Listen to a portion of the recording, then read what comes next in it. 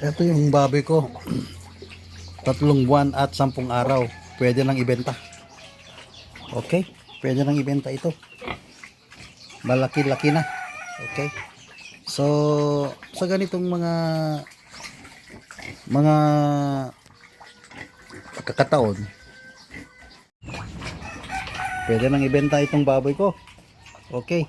So, mahigit 1 buwan na to. 1 buwan at 10 araw. 3 buwan at 1 araw. So, pwede na itong ibenta. Okay. Yan ang baboy ko. 3 buwan at 10 araw. Pwede nang ibenta. Okay. Malaki na ito. So, ito ay 3 buwan at 10 araw. Ang pinapakain ko dito ay yung fattener na ang pinapakain ko dito. Sobrang lakas kumain. Yan lakas kumain. Wet feeding ang ginagawa ko dito. So ayan, tingnan nyo naman kung paano siya kumain. Wet feeding. Okay. So meron din siyang wallowing area dito. Ayan wallowing area. Yung saan siya naliligo. Okay. Kung saan sa nagtatampisaw. Okay, yan. So ganyan. Maglagay tayo ng wallowing area, lalo na ngayon napakainit ang panahon. Hinihingal yung mga baboy natin kapag walang ganyan. Okay. So ayan, tingnan nyo, malakas siyang kumain. Yan yung mga magandang alagaan na baboy. Talagang hindi talaga masisira ang feeds mo. Okay. Malaki na siya talaga.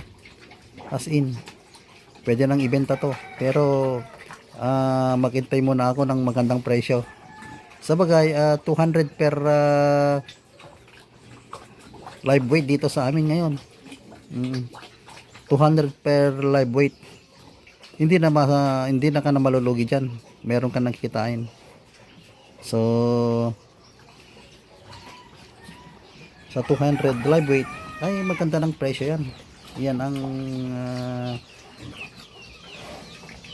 kasalukuyang presyo ng live weight dito sa amin. Okay? So pa isa-isa lang ang inalagaan ko dito. Pa isa-isa lang. So sa banda naman dito yung mga biik pa lang. Ayan. Mga biik pa lang, dalawa ito. Kung saan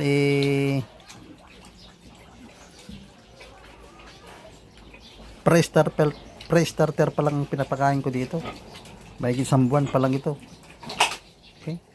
Ayan, pre-starter. So ayan. Magaling din silang kumain kahit maliliit. Okay. Ayan Okay. So ganyan ang pagkain natin at pagkain nila.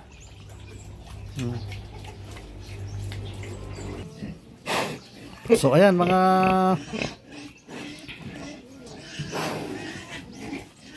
ka-farmer, malaki na. So naghihintay na lang ako ng tamang panahon para ibenta ito. Okay? Alright. Hanggang sa muli mga kapatid, mga kababoy. Ingat-ingat sa ating ginagawa. Okay? Ayan. God bless. Magandang umaga mga kapatid. Itong alaga kong baboy ay pwede nang ibenta. Ayan.